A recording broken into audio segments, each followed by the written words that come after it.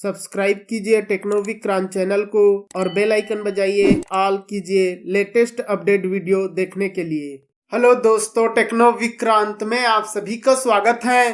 Finally Realme वालों ने अपने रियलमी GT 5G के अंदर Realme UI 4.0 based on Android 13 का बीटा अपडेट रोलिंग आउट करना स्टार्ट कर दिया है। और इस अपडेट को मैंने अपने डिवाइस के ऊपर अपडेट करके इसका जो टेस्टिंग है काफी अच्छे तरीके से कंप्लीट कर लिया है। और इस वीडियो में मैं इसी अपडेट के बारे में बताऊंगा कि आपको कौन कौन से न्यू फीचर्स देखने को मिलता है, कौन से बग्स फिक्स हुए हैं, साथ ही क्या कुछ नए चेंजेस देखने को मिलता है। तो यहाँ पर मैं इस अपडेट का कंप्लीट डिटेल बताने वाला हूँ दोस्तों, तो इसके लिए वीडियो को लास्ट तक जरूर देखिएगा।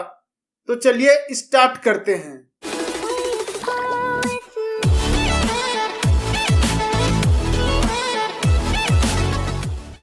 अब यहाँ पर बग्स और फीचर्स के बारे में बात करने से पहले यहाँ पर आप डिवाइस डिटेल चेकआउट कर सकते हैं, जहाँ पर आपको बीटा वर्जन देखने को मिलता है और रियलमी GT 5G का मॉडल नंबर RMX2202 देखने को मिलता है।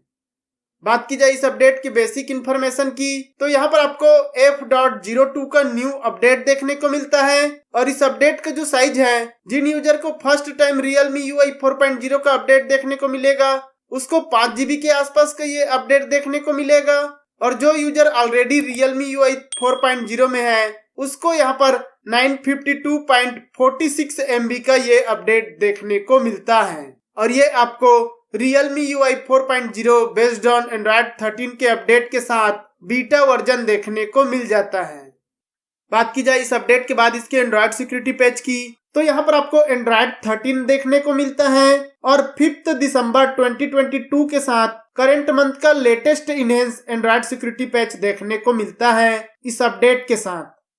इसके अलावा बात की जाए अगले चेंज की, तो सिस्टम के अंदर यहाँ पर सिस्टम में जो भी छोटे मोटे नॉन इशू थे, बग्स वगैरह देखने को मिलता था, उसको यहाँ पर फिक्स करके पूरे के पूरे सिस्टम परफॉर्मेंस और उसके ओवरऑल सिस्टम स्टेबिलिटी को ऑप्टिमाइज एंड इम्प्रूव किया है, जिससे कि और भी बेटर एक्सपीरियंस देखने को मिलता है इस अपडेट के साथ ही दोस्तों यहाँ पर डायनामिक कंप्यूटिंग इंजन को और भी बेटर तरीके से ऑप्टिमाइज करके इम्प्रूव और स्टेबल किया है। साथ ही दोस्तों यहाँ पर सिस्टम स्पीड, स्टेबिलिटी और बैटरी लाइफ एप्स एक्सपीरियंस को और भी बेटर तरीके से ऑप्टिमाइज करके इम्प्रूव और बेटर किया है, जिससे कि आपको और भी बेटर एक्सपीरियंस के साथ dynamic computing engine, speed, battery life, apps experience वगैरह जो है और भी बेटर देखने को मिलता है। इसके अलावा बात की जाए अगले चेंज की, तो यहाँ पर दोस्तों इंडिया में काफी सारे लोकेशन में 5G जो है चालू हो चुका है। तो यहाँ पर इस अपडेट के साथ 5G नेटवर्क का प्रॉब्लम देखने को मिलता है। किसी यूजर का 5G नेटवर्क जो है प्रॉपरली कनेक्ट नहीं हो पा रहा है, तो ये प्रॉब्लम इस अपडेट के साथ देखने को मिल जाता है। इसके अलावा बात की जाए अगले चेंज की, तो अगर दोस्तों आप चार्जिंग में लगाते हैं तो उस टाइम पर आपको प्रॉपरली चार्जिंग देखने को मिलता है, लेकिन अगर आप चार्जिंग से उसको अनपिन कर देते हैं या निकाल देते हैं तो उस टाइम पर भी आपको मैसेज शो होता है कि आपका फोन जो है चार्जिंग में कनेक्ट है। तो उस प्रॉब्लम को भी इस अपडेट के साथ फिक्स करके बेटर कर दिया है, जिससे कि अब आपको चार्जिंग करने के टाइम पर बेटर एक्सपीरियंस देखने को मिलता है।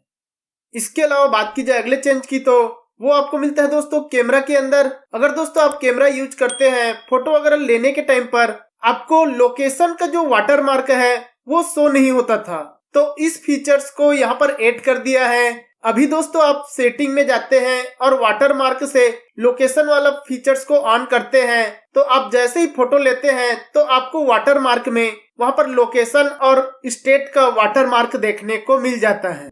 इसके अलावा बात की जाए अगले चेंज की, तो फिंगरप्रिंट के अंदर यहाँ पर दोस्तों कुछ सिचुएशन में कोई यूजर का फिंगरप्रिंट जो है प्रॉपरली फिंगर को रिकॉग्नाइज नहीं कर पाता था, जिसकी वजह से फोन अनलॉकिंग में प्रॉब्लम फेस होता था। साथ ही दोस्तों फिंगरप्रिंट इनरोल करने के टाइम पर वो फेल हो जाता था, तो उस प्रॉब्लम को इस अपडेट के साथ फिक्स करके बेटर कर दिया है, जिससे कि अब आपको बेटर एक्सपीरियंस देखने को मिलता है fingerprint unlocking and enrolment time पर।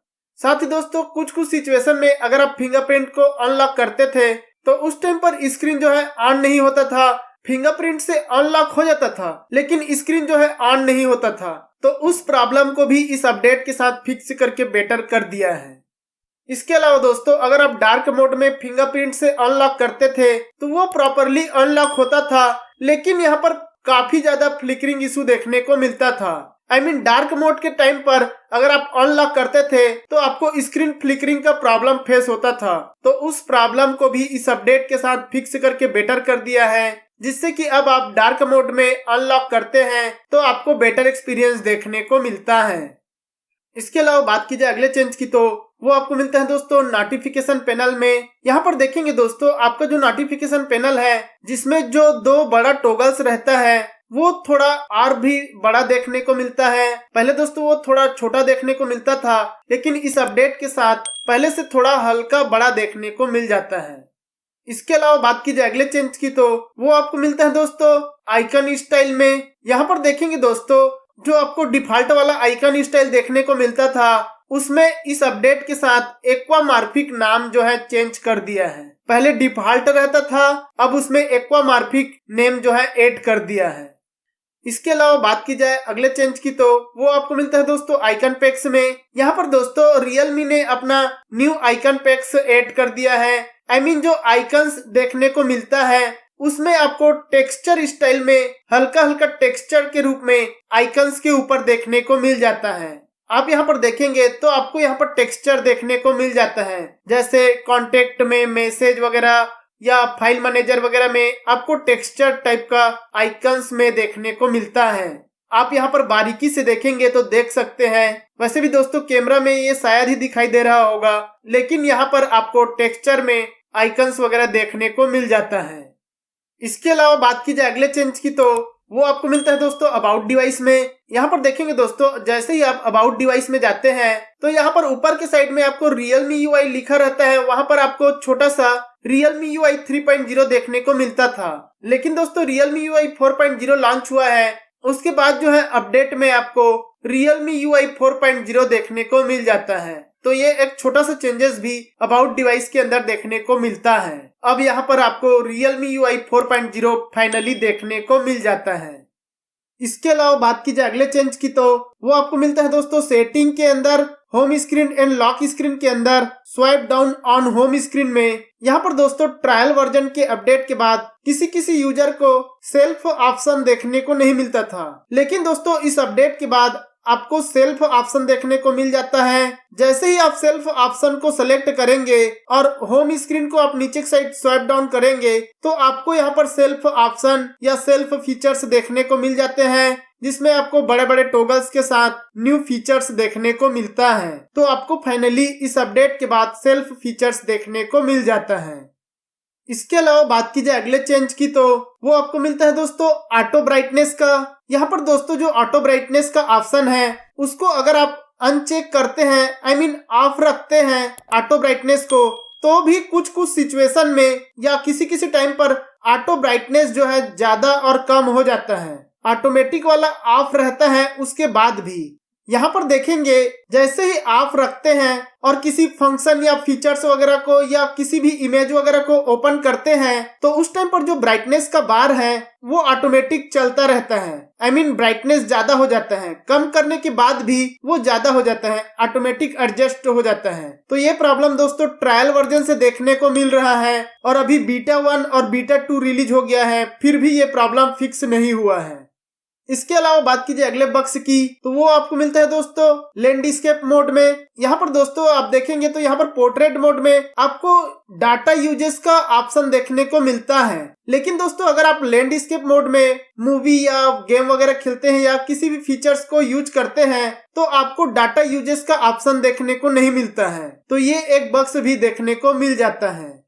इसके अलावा बात की जाए अगले चेंज की तो वो आपको मिलता है दोस्तों सेटिंग के अंदर नीचे की साइड एप्स के अंदर रिकवर सिस्टम एप्स में। यहाँ पर दोस्तों ये फीचर्स पहले भी था, लेकिन इस फीचर्स के अंदर अगर आप सिस्टम एप्स को अनइंस्टॉल कर देते थे तो अनइंस्टॉल करने के बाद भी इस फीचर्स में एप्स का लिस्ट शो नहीं होता था, ब्लैंक देखने को मिलता था। तो इसको इस अपडेट के साथ फिक्स करके बेटर कर दिया है। अब दोस्तों अगर आप किसी भी सिस्टम एप्लीकेशन को अनइंस्टॉल कर देते हैं तो आपको यहाँ पर उसका लिस्ट देखने को मिल जाता है, जिससे कि आप उसको फिर से इंस्टॉल करना चाहते हैं तो आप यहाँ से रिकवर सिस्टम एप्स से इंस्टॉल भी कर सकते हैं। पहले शो नहीं होता था लेकिन अब देखने को मिल जाता है। इसके अलावा बात की जाए अगले चेंज की तो वो आपको मिलता है दोस्तों स्मार्ट विजिट्स के अंदर। यहाँ पर देखेंगे दोस्तों, आप जैसे ही होम स्क्रीन को पिंच करते हैं और ऊपर की साइड प्लस पर क्लिक करते हैं तो यहाँ पर आपको स्मार्ट विजिट्स का ऑप्शन देखने को मिलता है। लेकिन अभी दोस्तों आपको कुछ न्यू डिजाइन देखने को मिल रहा है। आप देख सकते हैं यहाँ पर पहले सेल्फ विजिट से ही केवल शो होता था, अभी दोस्तों यहाँ पर हाइलाइट्स का और नोट्स वगैरह, फेवरेट कॉन्टेक्ट वगैरह का न्यू टॉगल्स या फिर न्यू लेआउट देखने को मिलता है, जो कि पहले देखने को नहीं मिलता था। तो ये एक न्यू चेंजेस स्मार्ट विजिट्स के अंदर देखने को मिल जाता है। इसके अलावा बात की जाए अगले चेंजेस की तो वो आपको मिलता है दोस्तों एनिमेशन में। यहाँ पर देखेंगे दोस्तों, आपको जैसे ही फोल्डर ओपन करते हैं या क्लोज करते हैं तो पहले क्या होता था कि फोल्डर का सर्कल भी देखने को मिलता था, लेकिन दोस्तों बीटा अपडेट के बाद यहाँ पर फोल्डर का सर्कल देखने को नहीं मिलता है। आप जैसे ही फोल्डर ओपन करते हैं तो इसका एनिमेशन भी आपको चेंज देखने को मिलता है, फ्लैश के रूप में देखने को मिलता है। और साथ ही दोस्तों जो फोल्डर का लेआउट देखने को मिलता था, कट आउट देखने को मिलता था, उसको भी यहाँ पर से हटाकर पूरे के पूरे स्क्रीन को ब्लर कर देता है। तो ये काफी कूल लुक देखने को मिलता है दोस्तों, ये पहले से काफी बेटर देखने को मिलता है। इसके अलावा बात की जाए अगले चेंजेस की तो यहाँ पर दोस्तों Realme UI 4.0 के अपडेट के बाद जो ऑपरेटर नेम रहता है, सिम का जो नेम रहता है, जैसे एयरटेल, जियो, इस टाइप से सिम का जो नेम रहता है वो 2 बार लिखा हुआ देखने को मिलता था, जिसको इस अपडेट के बाद चेंज कर दिया है। आपको जियो डैश करके फिर से जियो लिखा रहता था, उसको यहाँ पर चेंज करके आपको सिंपल जियो बस लिखा हुआ देखने को मिलता है। तो ये छोटा सा चेंजेस भी आपको इस अपडेट के साथ देखने को मिल जाता है। एंड गाइस बात की जाए इस अपडेट के बाद इसके बैटरी परफॉर्मेंस की तो यहाँ पर आप चेकआउट कर सकते हैं, इसका जो बैटरी परफॉर्मेंस है वो पहले से बेटर देखने को मिलता है। पहले दोस्तों कोई एप्स काफी ज्यादा बैटरी कंज्यूम करता था, जिसकी वजह से काफी ज्यादा बैटरी ड्रेनिंग का प्रॉब्लम फेस होता था। तो उस प्रॉब्लम को इस अपडेट के साथ फिक्स करके बेटर कर दिया है, जिससे कि अब आपको better battery backup, battery usage देखने को मिलता है। साथ ही दोस्तों अगर आप चार्जिंग करते हैं तो आपको बेटर चार्जिंग स्पीड देखने को मिलता है, लेकिन दोस्तों चार्जिंग करने के टाइम आपको थोड़ा हीटिंग इशू देखने को मिल जाता है।